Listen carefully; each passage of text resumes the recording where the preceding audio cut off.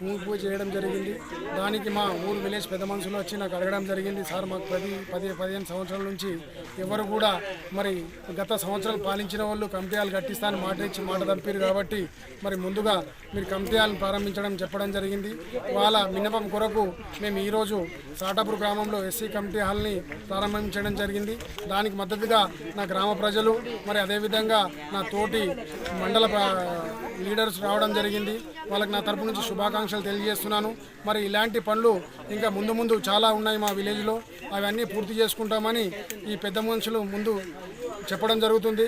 కాబట్టి గత రోజుల నుంచి మా విలేజ్లో ఎలాంటి పనులు జరగలేదు కాబట్టి వాళ్లకు కనిపించేలాగా ఈరోజు ఈ భూమి పూజ కార్యక్రమం చేయడం జరిగింది.